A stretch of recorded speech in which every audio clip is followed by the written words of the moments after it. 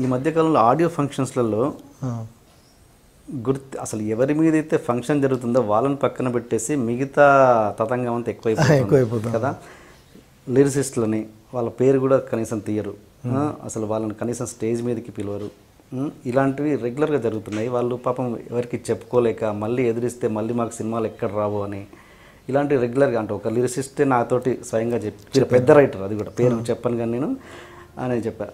ఇది ఎందుకు జరుగుతున్నాయి అసలు? అంటే ఎందుకు జరుగుతుందో తెలియదండి. అంటే వాళ్ళ ఒక పాటల రచయిత యొక్క విలువ తెలియదని నేను అనుకోను. అక్కడ ఉండే పరిస్థితులు కావచ్చు, వచ్చిన చీఫ్ గెస్టులు కావచ్చు, ఆ హడావిడి కావచ్చు, అలాంటివి జరుగుతుందేమో. బట్ నేను చేసే సినిమాల్లో కావచ్చు, సినిమాలకు కావచ్చు, నేను నా రైటర్స్ని నాకంటే బాగా చూసుకుంటాను. నేను వాళ్ళు నా ఉద్దేశంలో పాటల రచయితలైనా కథా రచయితలైనా వాళ్ళందరూ సరస్వతి పుత్రులని నమ్ముతాను. ఎస్పెషల్లీ ఇప్పుడు నా సినిమాలకు పనిచేసిన ప్రతి పాట రచయితకి బయట కంపెనీలో తీసుకునే దానికంటే ఒక ₹1/2 ఎక్కువే ఉంటుంది. నేను ఎందుకంటే అంత రెస్పెక్ట్ చేస్తాను. ఇప్పుడు రామజోగయ్య శాస్త్రి గారు నాకు బెంగాల్ టైగర్ టైటిల్ పాట రాశారు. అద్భుతమైన పదాలండి. నేను ఆయనకు చెప్పింది చాలా తక్కువ. ఇలాంటి క్యారెక్టరైజేషన్ ఉంటుందండి, ఇలా ఉంటుంది, ఇలా ఉంటుందంటే ఒక వర్షన్ కాదు 4 వర్షన్లు రాసి అద్భుతంగా ఇచ్చారు. మీరు అందులో పదాలు వింటే నేను చెప్పదలుచుకున్నంత ఒక మాటలో చెప్పాడు ఆయన. కండలు వాడని పొదుపరి తెలివితో కొడతాడు, వైఫైలోనే ఊపిరి తీయగల మునగాడు. ఇలాంటి వర్డ్స్ అన్ని అలవోకగా చాలా సింపుల్గా రాసిన అద్భుతమైన పాట అది. ఈ సందర్భంగా రామజోగయ్య శాస్త్రి గారికి నేను చాలా చాలా థ్యాంక్స్ చెప్పాలి. అలాగే భాస్కర్ పట్ల గారు చాలా నాటి వర్డ్స్ రాశారు, చాలా చాలా నాటిగా ఉంటాయి. నవ్వులో పూల గుత్తివే, చూపులో వేట కత్తివే, ఇలాంటి అందమైన నాటిగా ఉండే పదాలు రాసిన భాస్కర్ పట్ల గారు. అశోక్ తేజ గారు ఇంకా మిగతా ఫోక్ టచ్ అదరగొట్టేశారు. ముందు చూస్తే మిల్క్ బ్యూటీ, వెనక చూస్తే బల్క్ బ్యూటీ, ముందు చూస్తే జొన్న కంకి, వెనక చూస్తే సొజ్జ కంకి, ఇలాంటి అద్భుతమైన పదాలు రాసి మాటలు రాసి ఒక పాటకు ఒక రూపం తెచ్చి పాటకు ఒక భావం తీసుకొచ్చి ఆ పాటల్ని ఇప్పుడు 5 పాటల్ని అద్భుతంగా నిలబెట్టారు మార్కెట్లో.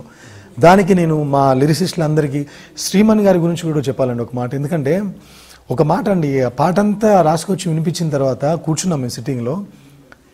నిన్ను మరవడం అంటే మరణములే అని ఒక పదం వాడాడు ఆయన, ఒక మాట రాశాడు. నిన్ను మరవడం అంటే మరణములే.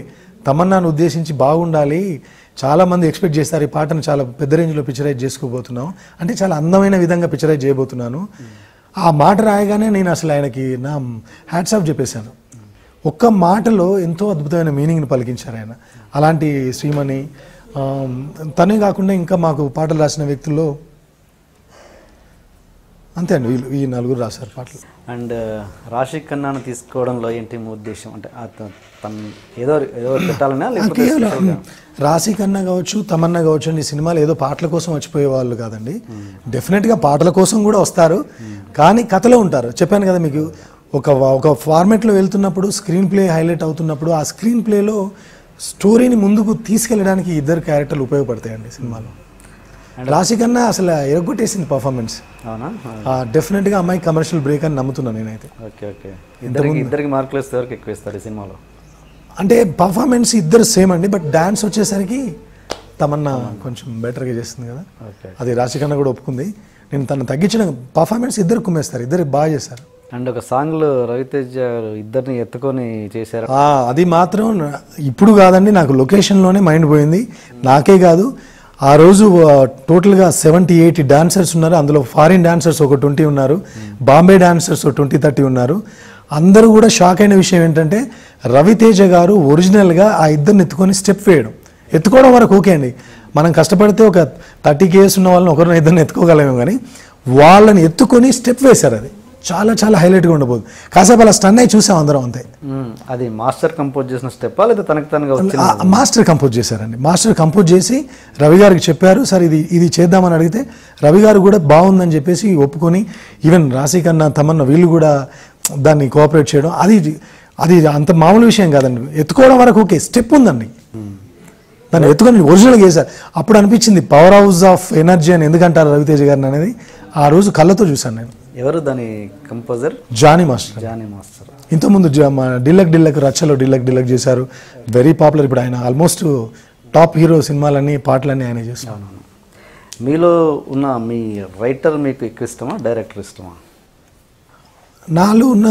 నాకైతే ఇప్పుడు బెంగాల్ టైగర్ విషయంలో మాత్రం డైరెక్టర్ చాలా ఇష్టం.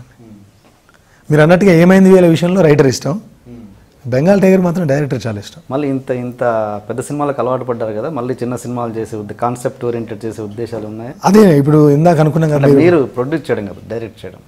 డెఫినెట్గా అండి, అది ఎప్పుడు కుదురుతుందో తెలియదు కానీ కాన్సెప్ట్ బేస్డ్ చేయాలని అయితే ఉంది. బట్ అంటే పరిస్థితుల ప్రభావం వల్ల చిన్న సినిమాలు తీయడం కాదు, మనం టాప్లో ఉన్నప్పుడే చిన్న సినిమాలు చేయడం.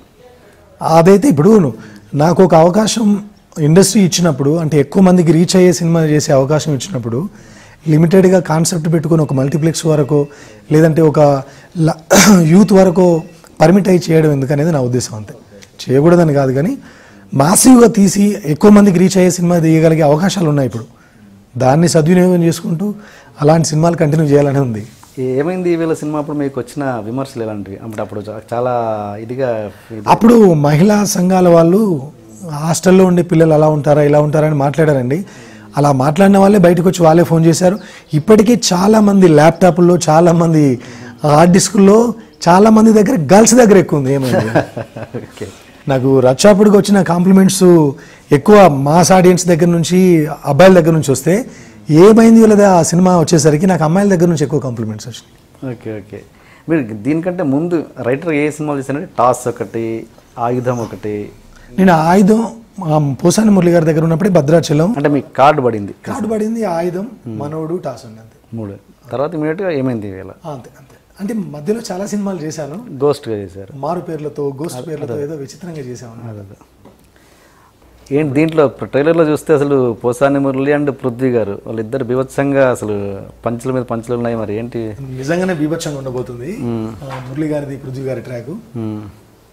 Posani garu for the first time celebrity Shastri అని ఒక క్యారెక్టర్ చేశారండి. మంచి ఎంటర్టైన్మెంట్ ఉండబోతుంది ఆ క్యారెక్టర్లో. ఇంకా అబౌట్ రామ్ లక్ష్మణ్ గారు గారి గురించి కొత్తగా చెప్పేది ఏం లేదండి. వాళ్ళు కథలో ఇన్వాల్వ్ అవుతారు, కథలో ట్రావెల్ అవుతారు, సందర్భం తెలుసుకుంటారు. ఆ సందర్భంలో ఉన్న ఎమోషన్కి ఏ రేంజ్ ఫైట్లు చేయాలో ఆ రేంజ్ ఫైట్లు చేసేస్తారు. ఓకే, వాళ్ళు కూడా చాలా బాగా చేశారు యాక్చువల్లీ. Okay okay sir. మరి ఈ సినిమాని మీరు సక్సెస్ కొట్టి మళ్ళీ ఖచ్చితంగా పవన్ కళ్యాణ్తో మీరు డైరెక్ట్ చేయాలని మనస్ఫూర్తిగా ఆశిస్తున్నాను. తప్పకుండా మళ్ళీ మంచి కథతో కళ్యాణ్ గారిని కలుస్తాను. This should be the answer for every gossips and. అయ్యో, మనం ఎవరికో ఆన్సర్ చేయాల్సిన అవసరం లేదండి, ఆయనతో సినిమా చేస్తే మనకి.